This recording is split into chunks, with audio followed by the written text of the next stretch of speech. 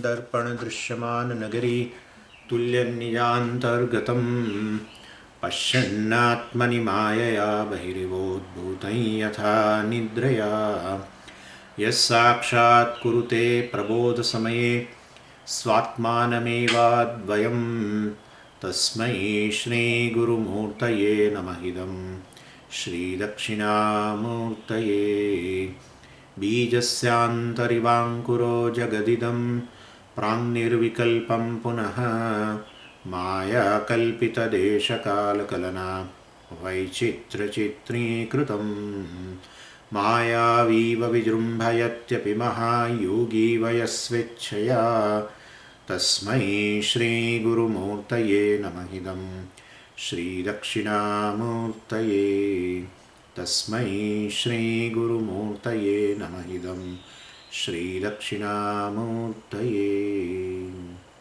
ॐ सहना भवतु सहनौ भुनक्तु सह वीर्यं करवावहै तेजस्विनावधीतमस्तु मा विद्विषावहै।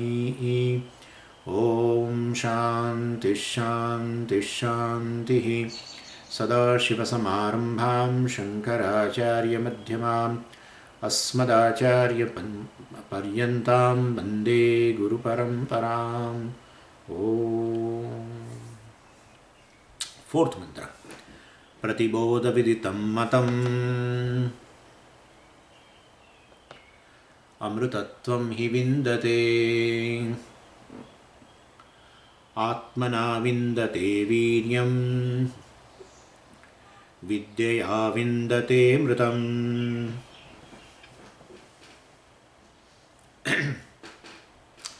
So, how to know Brahman? That question has been answered here now. So, Pratibodha Viditam, Brahman is known through every bodham. Bodham bodham prati. So, Brahman is known through every cognition.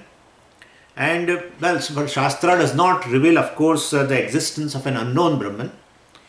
It only corrects that mistake, because Brahman is self-revealing in form of Atma.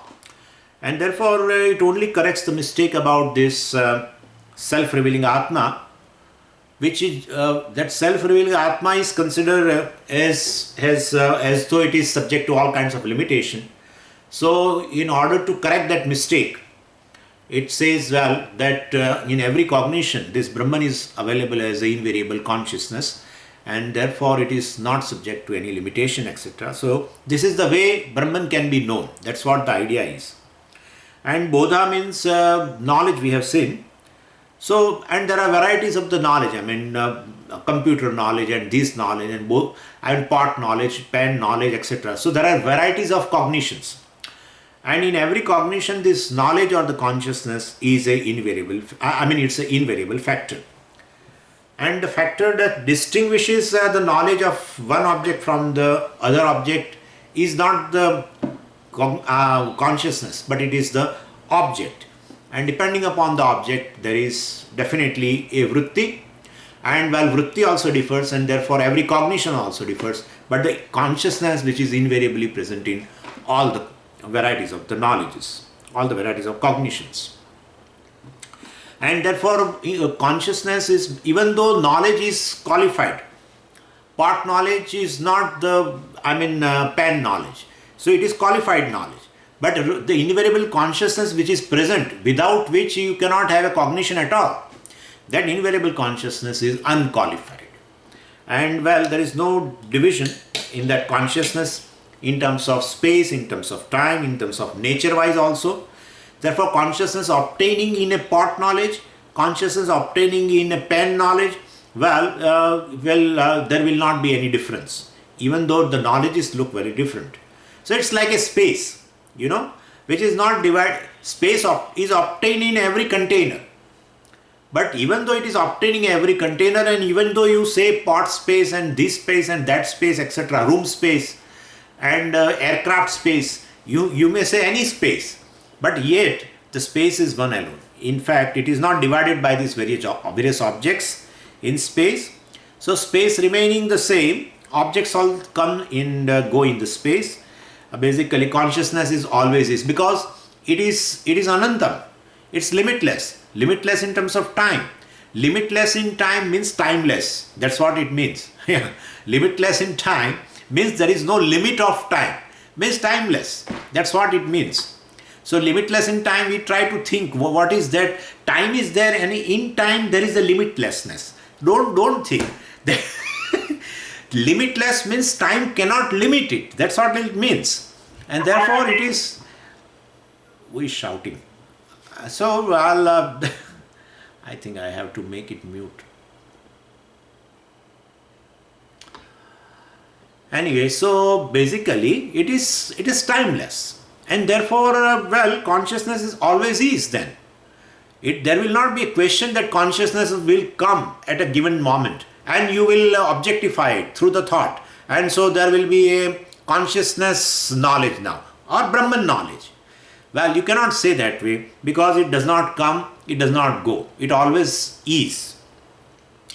And so the question, when will I come to know this Brahman, or has no validity, because consciousness or Brahman does not go in any time, does not go to any time.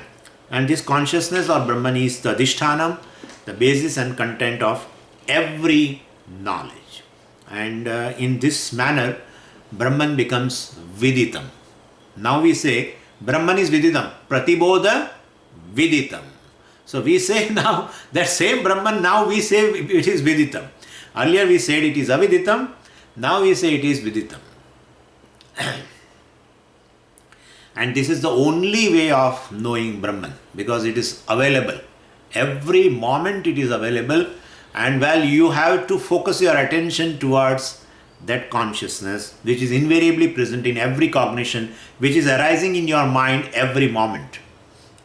So, we do accept that there was a time when you did not know Brahman, that's okay, even though it is a truth of the knower and known both. But it is still, Brahman is unlike an object, which is never away from me, because it is limitless. Object is away from me, and definitely it falls in my scope of perception, and thereby I objectify through the thought, and thereby I come to know. And then I say pen knowledge. Right? But Brahman is not like that. Brahman is limitless, present in every cognition, and therefore, it is all the time available. But the only thing is you have to pay your attention towards that. So, bodham, bodham, pratibodham. And therefore, Brahman can never become an object of knowledge. That's what it means. Brahman can never become an object of knowledge, because it is all the time there. Knowledge of any object takes place when object falls in the limit of the perception. Then only you will come to know, within the scope of the perception. And that is not the case, because it is limitless. In terms of space also it is limitless. Not only time, it is in terms of space. So it is all the time there. And therefore all the time there it is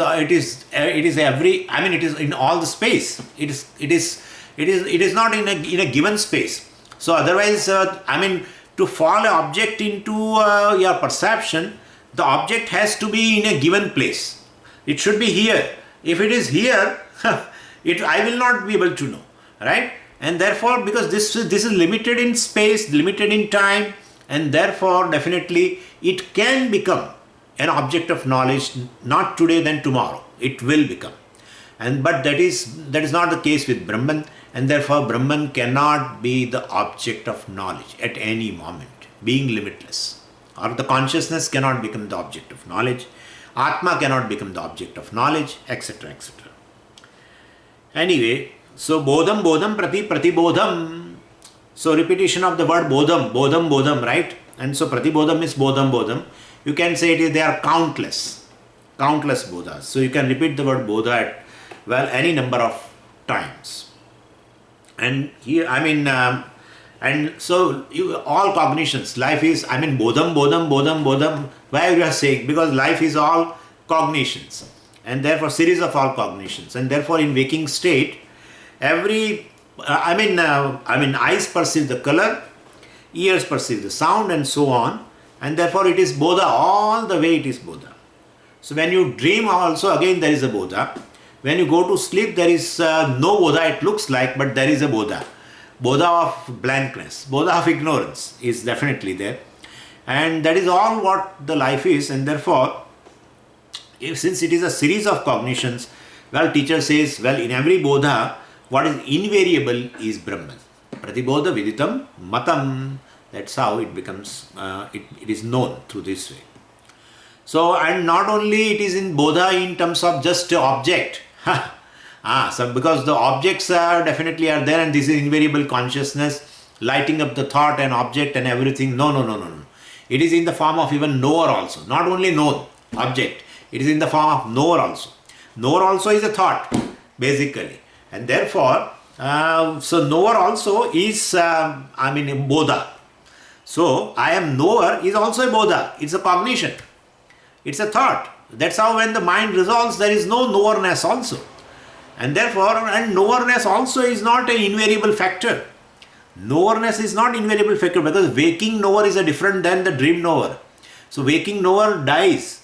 Then definitely deep sleep knower and dream knower. And therefore, the very knowerness also is a bodha.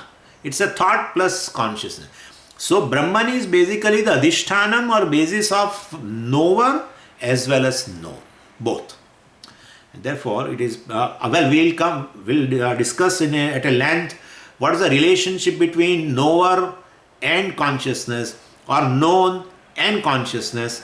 That we will discover in this discussion. But ultimately, knower and known both are basically illumined by consciousness. So therefore, knower also is a bodha at all. It's a bodha. So here, so the teacher says what is invariable in every bodha is this bodha swarupa, the consciousness. And that is why it was said earlier that shrotrasya shrotram, manaso manaha, vacho vacham, etc.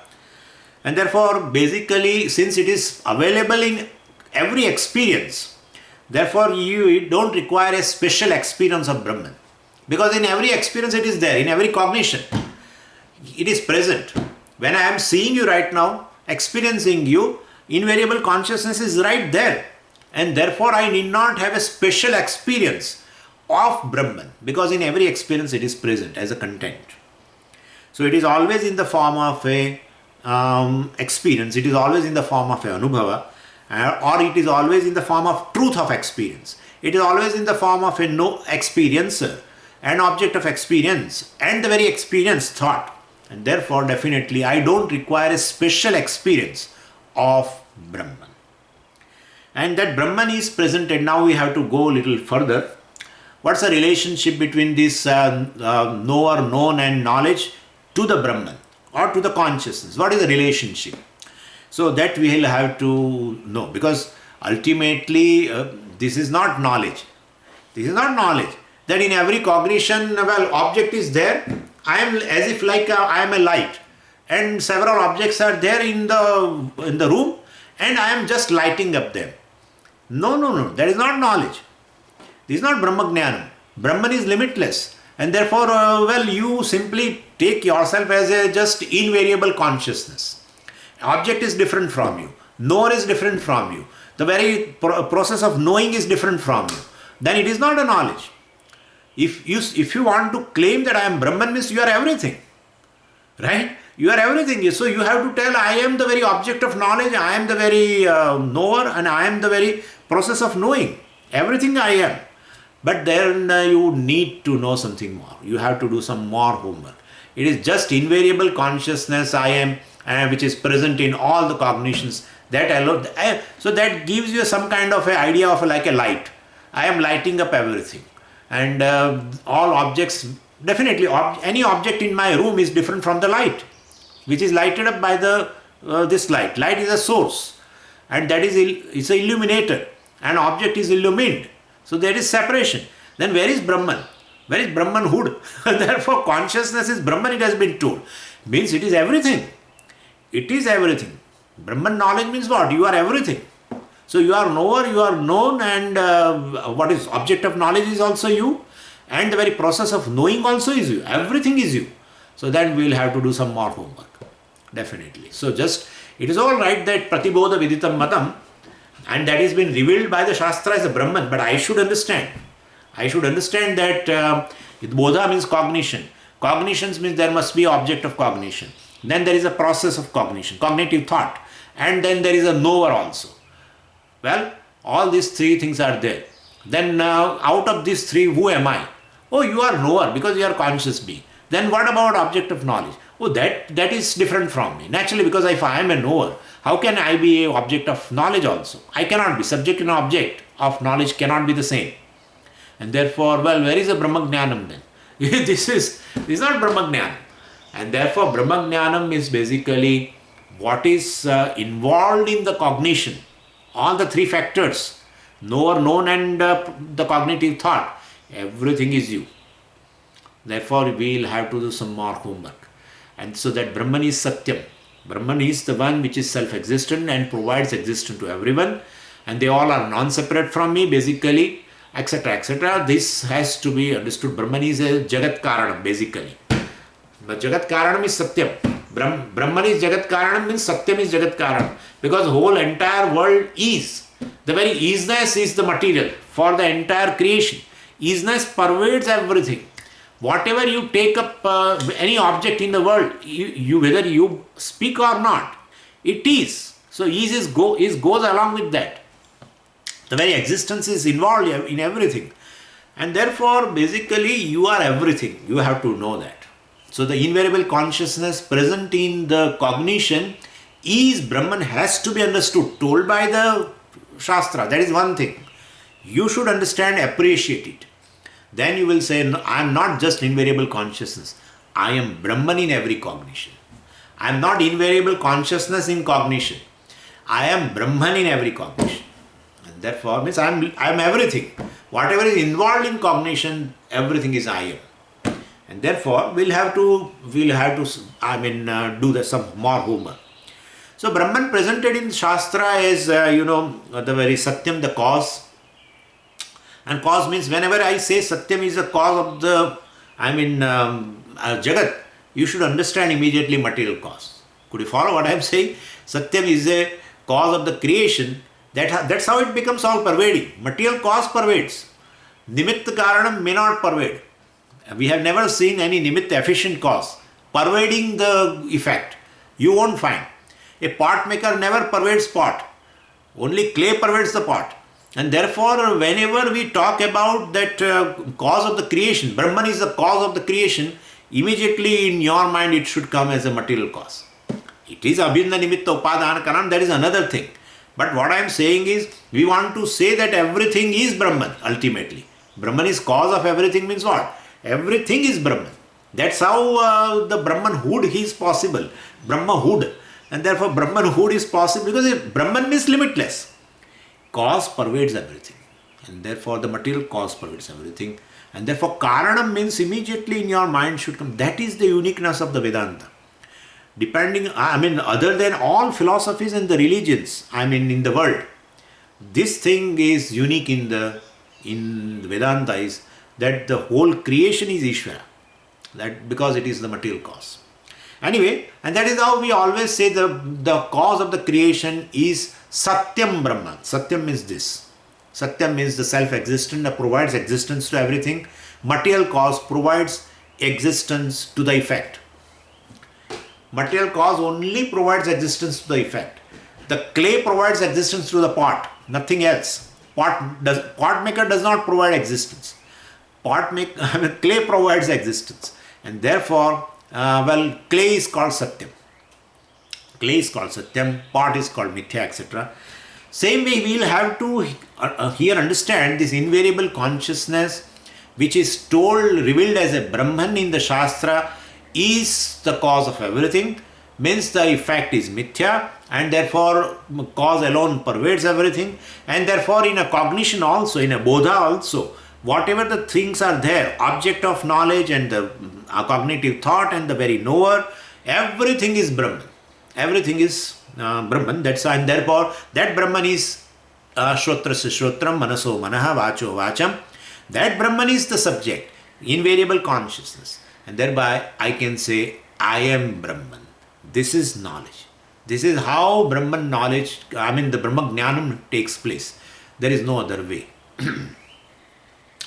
And so Brahman is present in the Shastra as the cause, Satyam. And Satyam means which never comes to an end because it's existence, and therefore it does not come to an end no matter what one thinks about. But anything if you think about, well, is not, it comes to an end. Even in fact, time also. You think about time. The moment you start thinking, the very one moment has gone. So it is Kshanika. It terminates. Time also terminates. Everything terminates. But this Brahman, it never terminates. And therefore, there is only one thing which we can call Satyam, which never terminates, is Brahman. Brahman is one which never terminates. Therefore, other than Brahman, everything is Mithya. What is this Satyam and Mithya, etc., we'll see later. But Brahman is Satyam in this sense. Anyway, so since Brahman means Anantam, and so it doesn't terminate, in terms of time, in terms of space, in terms of, object-wise also, it does not terminate. And therefore, Brahman is not an object of any thought, because the thought itself is Brahman, without which thought does not exist. So Brahman is not beyond thought. That's how some people say Brahman is beyond thought. So when you say it is beyond thought, then beyond is the object of thought. Yeah, Brahman is beyond the thought when beyond is the object of thought. And there is no such thing as beyond the thought at all, because beyond thought is also another thought. There is beyond thought. So the beyond thought also is a thought. It's thought of the beyond. And therefore, basically, this all is popular in this spiritual world. Beyond. There is one Swami also, whose name is Beyond Ananda, in America only. Now he is there or not, I don't know. But earlier he was, Puja Swami used to give an example of him, that Beyond Ananda. I don't know who has given him, why in a sannyas diksha, the teacher also has to be congratulated, who has given the name Beyond Ananda. Anyway, so that which obtains, beyond thought is another thought. And therefore, that is the object of that thought is beyond. But basically, that which obtains in every thought cannot be the object of thought. And therefore it is amatam, and there is nothing called beyond thought, etc. Well, if we don't understand this, well, we commit definitely mistake and try to know Brahman through objectification. Yes, one can say that Brahman transcends the thought, definitely. That's in terms of reality. We can say like that, Brahman transcends the thought. So there is nothing wrong with this statement. Just a minute. Provided one understands when he says like this, Brahman transcends thought. Brahman transcends everything actually. We can say that. There is no problem. But here let's talk about in terms of thought. Brahman transcends the thought. Well, Brahman does transcend the thought because Brahman is not a thought. Brahman is not. You said Brahman is everything. And now you are saying Brahman is not a thought? Yeah, I am contradicting myself. Yes. So that does not mean that, that's what I say. Vedanta is complete when you say this. Thought is not independent of Brahman. Brahman is not thought. This is understanding is required. Thought is not independent of Brahman, but Brahman is not the thought. Brahman is independent of thought. Thought is not independent of Brahman. Why? Several examples are there. Thousands and thousands of examples are there. In my room also an example is there, and outside also. If I just go out, I will get an example for this. Yeah. Well, clay is beyond thought or not? Clay transcends the pot or not? Clay transcends the pot. But pot does not transcend the clay. Pot does not transcend the clay. That's so you can understand in the understanding of clay, well, there is no pot. So I can say clay transcends the pot. Clay transcends the lead, clay transcends the cup, clay transcends the everything. Whatever is made up of clay. What is made up of clay? Basically, clay transcends that. But that whatever is made up of clay does not transcend the clay. Could you follow? Clay transcends the cup, clay transcends the lead. Why are you saying all this? Because I want to prove in cognition whatever is involved is Brahman. But Brahman basically is not that. And so definitely, so that Brahman is just a not knower, etc. For that purpose I am discussing this. So it stands transcending all of them, basically clay, and at the same time, the pot, clay, or pot, lead, cup, whatever is there, is not, it cannot transcend the clay. So, well, understanding this, one can use the word, transcend. We can definitely use the word transcend. That Brahman transcends the thought. Well, that's a correct thing. That's a correct thing. But definitely, thought does not transcend the Brahman. And thereby, so every cognition, let's say any experience is Brahman, whether it is a waking experience or a dream experience or deep sleep experience. I mean, any cognition is a series of cognitions. Any cognition, well, basically is Brahman. Whatever is there is Brahman. So seer, seen and sight are Brahman, or hearer, heard, and the very hearing is all Brahman. The one who tastes and the object of taste and the very process of tasting, etc. Everything is Brahman. But Brahman transcends everything. Brahman transcends everything. And therefore, basically, this experience we have, I mean, sight experience is there, and hearing, experience. All seeing experience, tasting a object experience, all of experience are there in that our perception. But we don't understand this. Experiences are right there, or cognitions are right there. We don't understand that. So definitely one requires a very cognitive appreciation that all the three are Brahman. All the three are invariable consciousness, whereas the consciousness, invariable consciousness, which is Brahman, it transcends all the three. What all the three? Seer, seen, and the seeing. Seer, seen, and seeing, or hearer, and what is heard, and the very hearing process. Everything, basically, invariable consciousness or Brahman transcends that. That is correct. And but how will you understand this? That all the three are just invariable consciousness or Brahman, and Brahman is or consciousness is, it transcends all the three. How will you understand? We have an experience. We have experience, and we have all discussed also in Tattva Bodha. Also, we discussed this. The dream model is an apt model, really. Apt model for assimilating. At that time also I told you that. So let the people say whatever they say. People say, criticizing certain Vedantic teachers, that no, look, they always bring dream example. Whenever we are talking and getting knowledge in the waking state, so rather than talking about the waking state, they go to the other state. They talk like that. But it is very important to take into account dream experience, which will prove many things easily. I mean, certain fact which we want to assimilate regarding this Brahma Jnanam is easy if you can analyze the dream experience properly.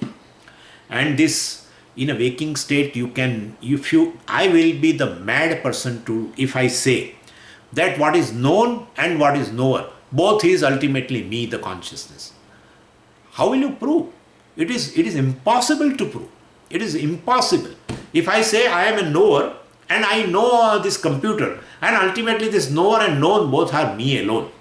They both are non-separate from me. I, the consciousness, is transcend all or both. How will you understand that? No one is able to do that. Prove it.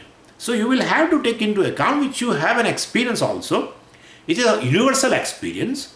And therefore, when you analyze an experience, you have to analyze all the three states. Even not only that, we take into account a dream. For a certain purpose, we take into account or we analyze deep sleep state also. That is what Mandukya has done. Mandukya analyzes all the three states of experience, not one. And therefore, it's a wrong way of saying that, they always go to dream state and deep sleep state, and giving us knowledge in the waking state, and they have to analyze all the time waking state, and they should not they should not go to the other states. That's not correct, because other two states also are experiences of a human being, and we have to take into account those experiences also. We definitely take into account waking state also. Certain things we definitely derive through the analysis of waking state, but we also have to take into account other two states also, because they are also experiences of a human being. Anyway, so the dream model is very apt for assimilating this fact. the fact that all the three are consciousness, but consciousness is basically independent of that or transcend it. So dreamer is basically both subject and object, but what is experience is, this is a cognitive thing, that both are ultimately the dreamer. I mean, the subject and object in the dream state is nothing but the dreamer alone. But what is experienced in a dream is that the subject is different from the object, right? In a dream state, what you experience means basically the subject of the dream state who is experiencing dream world is different from the objects what he experiences, and it is real. You are also real, and whatever you see also is real, right? In a dream state. And so there are certain desirable. How can you say, Swamiji, how can you say that what I experience in dream is real during dream state? Well, that's how your response says that way. In a dream you have certain desirable objects. In a dream you have certain undesirable objects, and you respond accordingly. So definitely, if it is mithya for you in a dream state, your response would be like a sthita prajna. So while seeing a tiger, you will not run. But you seeing a tiger, why should you run? Seeing mithya tiger you are running, or seeing a real tiger you are running? So definitely your experience is subject and object are different. They are real in a dream state, right? Even though cognitively, if you analyze that experience, you will find both are just dreamer. Subject and object both are dreamer. So on waking, well, the dreamer discovers that dream subject also was himself, dream object also was himself, and himself means not the waker. That's a wrong thing. Certain, I should not say, but certain Vedantic teachers say. Ultimately, it resolves into waker. It doesn't resolve into waker. Any dream does not resolve into waker. And the dream subject, dream object both resolve into sometimes deep sleep. It arises in deep sleep state and goes in deep sleep state. So it never resolves like that. It has not arisen from the waker also. Please understand. Waker has already died. Then only it goes to deep sleep state. Yeah, waker dies. If waker does not die, the deep sleep won't come. Dies means you can understand that is this way. Waker dies means waker is not there. Waker is not there. Yeah, it is gone. Then deep sleep state comes, and then dream comes. From waking directly dream comes, that's a different dream. Daydreaming. That's a day. That daydreaming people have. Many people have daydreaming. Most of the time they remain in dream. Some kind of a dream. And you can understand from their certain gestures also. From the nail biting and etc. You can understand. Now he has gone. He has gone into certain other, this one. So that is how. So we have seen the clear definition. If you go to Tattvabodha, you will find. So, the waker goes away, and then deep sleep comes, and from there it arises. Deep sleep state has to be there. Any creation has to be there from ignorance ultimately. And so therefore, that any creation, whether a waking state creation or even a dream creation, all is from ultimately ignorance. And so one is basically becomes blank totally. And from there the srishti comes. And that is how what comes from ignorance, that then only it will be proved as a mithya. Otherwise it will be a real srishti. Whatever is born of ignorance is what? It must be mithya. It's illusion. Anyway, let's enough. But what I am saying is basically, on waking, the dreamer discovers that dream subject was himself and dream object also was himself. And himself means not the waker, because the waker was not there at all. So it is the presence of invariable consciousness, the self, because of whom one says, well, I dreamt, I am awake. So himself, the dream subject, dream object both resolve into consciousness, ultimately. Consciousness alone, it resolves not in a waker, etc. And because that is how when he wakes up, he says, I dreamt, and now I am awake, I slept well. So in dream, the dream space is, why I am saying is, ultimately I want to prove that in dream, whatever is there is non-separate from the consciousness. That's what I want to prove. And therefore, the dream space is consciousness, dream time is consciousness, dream object is consciousness, the dream experiencer is consciousness, Everything, subject, object, everything is consciousness. So it is possible that consciousness, the invariable consciousness, which is present in all the three states, present in dream state also, becomes subject and object. Becomes subject and object, both, including time, space, everything. And therefore, basically the dream subject and dream object, everything is this ultimately, when you wake up, it resolves into consciousness. So the whole dream experience, the knower, known and knowledge in the dream is one consciousness alone. And that is called Jyoti. But Swamiji, how do you say all these lines you are told?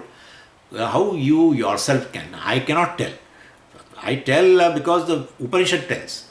In Brihadaranyaka Upanishad, there is a particular Brahmana which is Swayam Jyoti Brahmana. And there this discussion comes that whatever is in the dream, everything is there is one Jyoti. Jyoti means this light of consciousness. Because all other Jyotis are not there. How can you, but Swamiji, how can you say that their consciousness alone is there? Even though Shastra says we want to understand. Because so-called all lights are off. Yet the entire dream world is well lighted. Lit. What? Well lit. Well lit. Okay. Lit. You have to bear with my English here and there. Don't worry. So, it's well lit. You are able to see every nook and corner in the dream world. Everything as if you are seeing in a daylight. Which light is there? Tell me which light is there. Fire is not there. This tube light is not there. This is all here. Once you go to sleep, all lights are off. Once you go to sleep, that's how you have darkness in the deep sleep. And from there something has arisen. Right? Dream has arisen from the darkness. So you don't have any lights there. But still, you are able to see everything. And therefore, that is the consciousness. That is how it has been told in Brihadaranyaka Upanishad. Swayam Jyoti, basically. So, light of consciousness which is there. And that alone has become the dreamer or knower of dream objects. So, that is knower and object of knowledge, whatever are there in the dream world, and the very knowledge, very process of knowing, everything he becomes, right? And therefore, that invariable consciousness, which is present even in the waking, in a deep sleep, and in a dream, that invariable consciousness is Satyam Brahma. Why?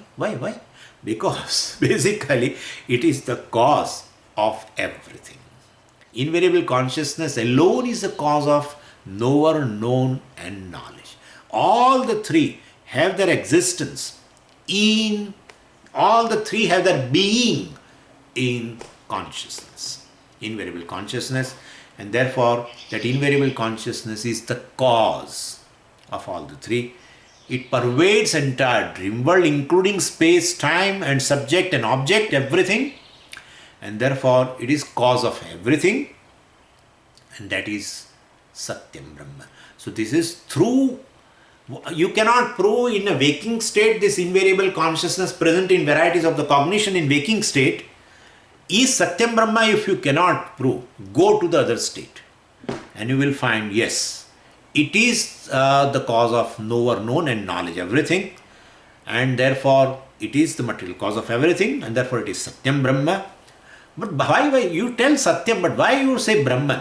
Because Upanishad says Satyam Jnanam Anantam Brahma. What is Satyam? That is the cause of the creation, and that is Brahman, and therefore definitely it is everything.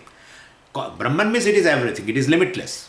It is in the form of everything, and therefore, invariable consciousness present in a dream state is Satyam Brahma, I can easily say. And that invariable consciousness alone is present even in the waking state. Otherwise, how will it is invariable? And therefore, ultimately, that invariable consciousness, which I am experiencing right now in every cognition, as the subject, as Shrotrasya Shrotram, etc. That is Satyam Brahma. So I am the cause of everything. I am the cause of the knower. I am the cause of the known. I am the cause of the very cognitive thought. I am in the form of a knower, known, and knowledge. But that is going to create a problem. We'll solve that problem. Because ultimately, I am the knower and I am the known cannot be. One thing cannot be knower and known together. Knower and known are opposite things. Well, and therefore, opposite things cannot come out of one thing. That's not possible. And therefore, we'll have to go little further. Anyway, so the dreamer, we are going step by step. So let's first see all the three are nothing but this invariable consciousness and that is Satyam Brahma, because all the three resting or non-separate from this. And therefore, so this in Brihadaranyaka Upanishad, with the help of that, with this Jyotir Brahmana, we can say this. And in this section, of course, the Upanishad dealing with the dream, it deals with dream there and presents this knower, known knowledge as one Jyoti, Swayam Jyoti. Swayam Jyoti means you can understand self-revealing. Swayam Jyoti. Jyoti means light. So it lights on its own, means it reveals on its own. So Swayam Jyoti means Swayam Prakasha, and that is self-revealing, self-existent. And that is Satyam Brahma. And so dreamer and dreamt is nothing but one consciousness. That is Satyam Brahma, which is Anantam, limitless, because it is in form of everything. In dream you are seeing so many things you can understand. You are seeing Badrinath temple, you are seeing the mountains, you see the rivers, you see the whole city. Sometimes a lot of buildings and everything. Suppose if I dream like of a New York, means what? All the buildings, huge buildings and roads and what not. Even an Empire State Building and then Statue of Liberty and this and that. Everything. Don't think something, but it is all limited. Don't think. So far as if you are in a dream, the dream world is the reality and it is everything. Space, time, everything. In dream, what you are seeing, the space, of course, after waking up, you say, oh, it is Swamiji, it was the whole dream was in this Nadi, etc. But while dreaming, it was a huge space and huge buildings and everything. And therefore, whatever creation is there, that is that one consciousness alone has become everything. And not only this object of experience is in dream, the very experience, the knower also is out of this consciousness. And if you say, well, Swamiji, how can the knower be the consciousness? How can otherwise he knows? How can he experience the dream world without being conscious? So it is also definitely from the same consciousness. So it is Satyam Brahma present there, and that Satyam is nothing but this invariable consciousness, which is been revealed in the mantra number 2 as a Shrotrasya Shrotram Manaso Manaha, etc. Anyway, so mind, of course, a little further we discuss regarding this dream. So mind that projects the dream world is endowed with this tremendous power. This is a vibhuti of Ishvara, really. It can project and it can cover the fact that it is a projection. That's an amazing thing, right? So from a deep sleep state, you project everything, entire dream world. But at the same time, it is covered also that this is projection, because it's a reality. It is not a projection for you. When you dream, it is not a projection for you. It's a reality. So it does two jobs. Mind does two jobs. Mind projects entire dream world in form of subject, object, everything, knower, known, everything. And at the same time, it covers that it is projection. And therefore it becomes real for you. The two things are happening. So there is a covering also, and there is a definitely projection also. Without covering, it cannot project. And therefore, if it projects without covering, it is imagination. If without covering, if you project, that is called imagination. That happens in a waking state. You imagine yourself, and you know that you are imagining also. Yeah, you tell Swamiji, I am doing right now some imagination. Don't disturb me. Yeah, you are making some plan of a house. So you imagine, my kitchen should be here and I should have this garden. And so you imagine, but you know that it is imagination. So it is not covering. What you are imagining in a waking state, it is not covered. But in dream, you project everything. Let's say it's imagination, but that imagination is not covered. I mean, it is covered that it is imagination, and therefore it appears as a real. Entire dream world is real for us. Basically, that I am projecting the dream, that is also has been covered. Anyway, so if you know it is imagination, it is fun, but dream is not a fun for everyone. In fact, people have a nightmare in a dream, and therefore, basically, if you imagine, you can have a fun. But because it is not covered, you are imagining and it is not covered, so you know it is imagination. But if you project or imagine something and it is covered that it is imagination, then definitely it's a reality. So dream world is a reality for every one of us. While dreaming, everything is real. So, this is the power of the mind, power of Ishvara basically. That is how Ishvara has given us a sample of this creative power in order to understand the truth of him basically. So one cannot, otherwise one cannot relate to Ishvara as that he has created. His creation is a projection, and for us it is a reality, and for us the whole creation is a reality, right? So basically it's a projection of Ishvara. That's just a Maya. But at the same time, we don't know it's a projection. For us it is real. And because we also are creator, we also project, and we also the mind covers also that it is a projection, and thereby the whole dream world becomes real. Same way, this world also is basically a projection, but it appears real because basically Maya projects also entire thing, and Maya basically covers that it is projection, and thereby we feel that it is reality. So in our case, our mind. In Ishvara's case, Maya does that job. What our mind does exactly is done by the Maya. And therefore, basically, like the dream world is not a projection but reality, because the mind covers it also, that it is a projection. Same way, Maya also projects everything, and at the same time covers our vision that it is projection. And therefore, we feel the whole world is real. That is how it is. So Ishvara has given that power to us, to our mind. Our mind is basically that power it has, so that you can appreciate the Ishvara as a creator, what kind of a creation it is and what kind of a creator he is. You can appreciate very well. For that purpose it has been given. Anyway, so this is a model. It's a referential basis for us to understand the creation, creator, everything. We say it is all mithya, and we are not able to appreciate it is mithya. And the reason is, because we feel it is very, very real. How can you call it mithya, etc.? It's a projection. How can you call? So go back to dream and see the same thing is happening. Mind projects and covers our vision that it is projection. And thereby you see the dream world as a real world. But you know after waking up that it is unreal. Same way here also you wake up. But here we are already awake. Yeah, but still we are in a deep sleep.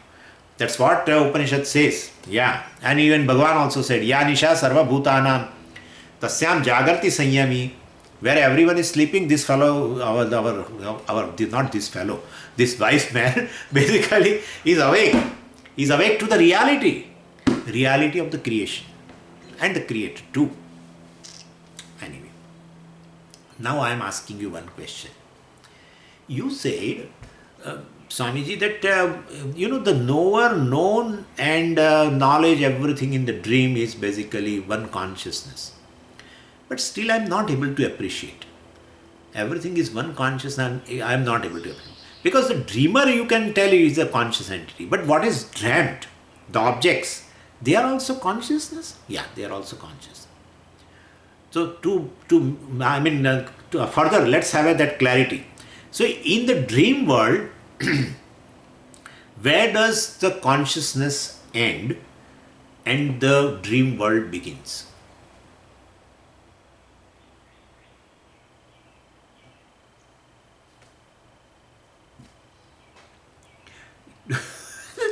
where does the consciousness end and the world, dream world begins? The whole world is consciousness. Whole dream world is consciousness.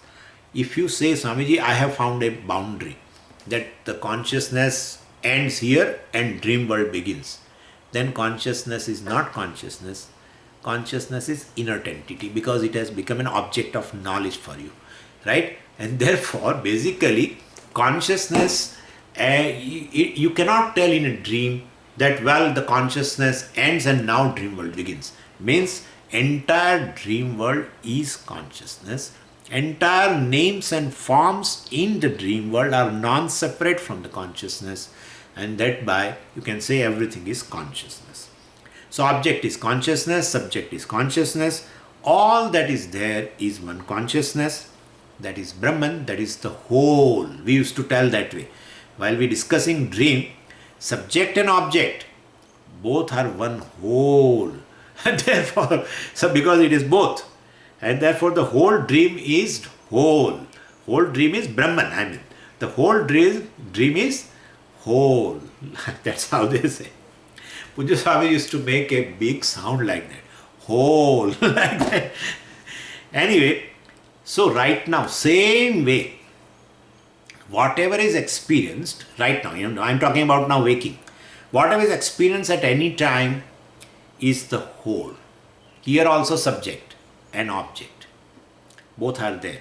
And so, like when you are looking at a certain viruses, I mean COVID-19, then basically through a microscope or whatever, I don't know. Viruses can be seen through microscope or not, I don't know. Bacteria are seen generally, but I am not aware of this.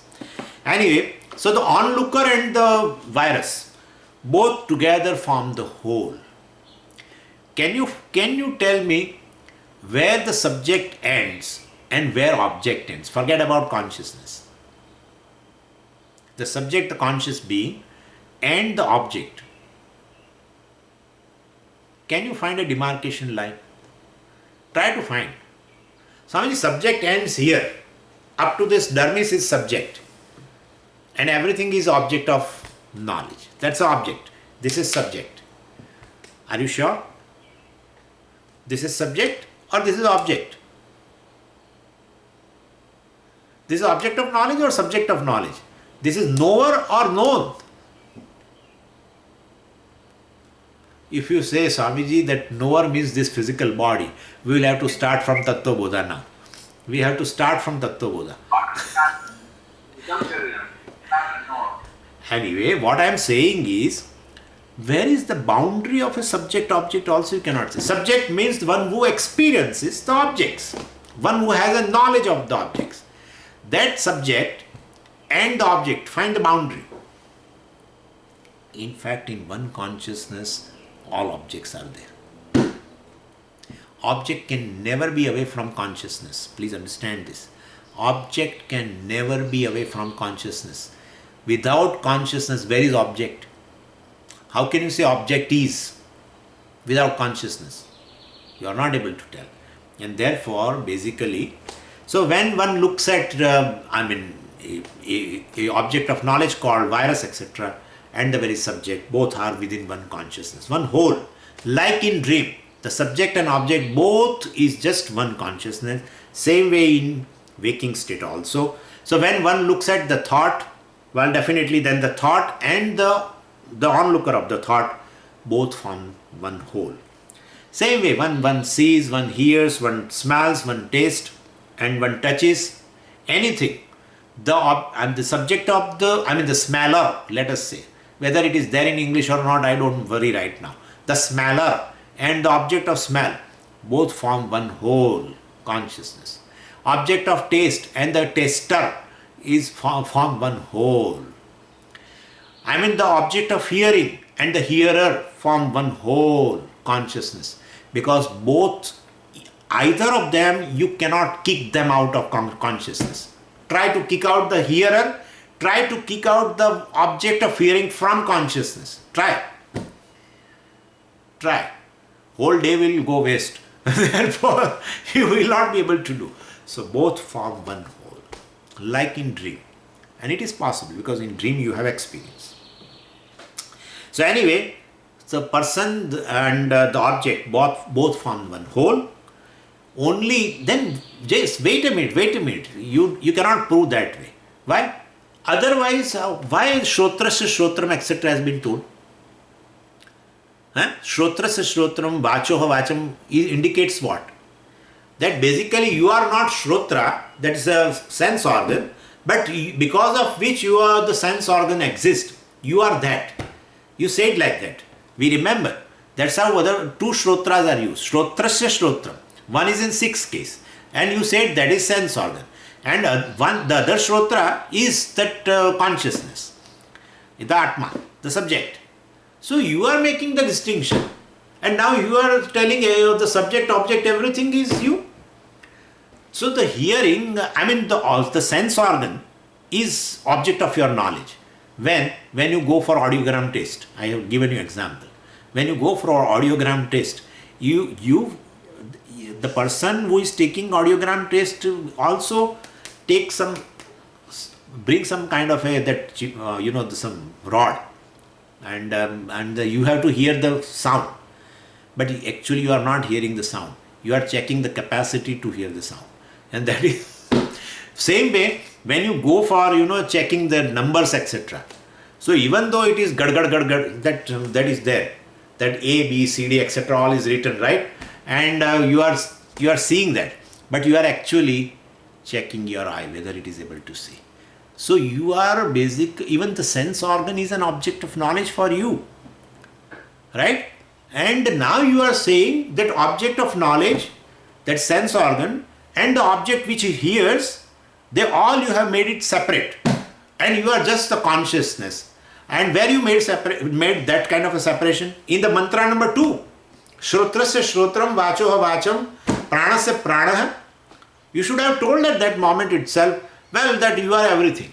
You are organ of hearing, and you are object of hearing, and you are consciousness also. Everything you are. Why you are not telling at that moment? And now you are bringing all these ideas to us. What do you want from us? I want that you attend tomorrow's class. Om Purnamadah Purnamidam Purnat Purnamudachyate Purnasya Purnamadaya Purnameva Vashishyate. Om Shanti Shanti Shanti. Harihi Om Shri Gurubhyo Namaha. Harihi Om. Hari Om. Hari Om Swamiji. Hari Om. Hari Om Swamiji. Hari Om. Hari Om. Hari Om. Hari Om. Hari Om. Hari Om. Hari Om Swamiji. Oh. Hari Om. Hari Om Swamiji. Om. Hari Om. Om. Hari Om. Hari Om Swamiji. હા તમારે થોડું મોડું થઈ ગયું, કશો વાંધો નહીં, કઈ no problem. Hari Om Swamiji. Hari Om. Hari Om. Hari Om Swamiji. Hari Om. Hari Om. Pranam Swamiji. હા હરિ ઓમ. હા લતાજી હરિ ઓમ. Yeah. Correct. Yesterday I could not recognize, so I just asked text message that are you attending or what? Like that. She said I am attending all classes, and but I was not knowing. So today she is telling Hari Om. So for a presence, yeah, I am present there. Okay, Hari Om. Hari Om.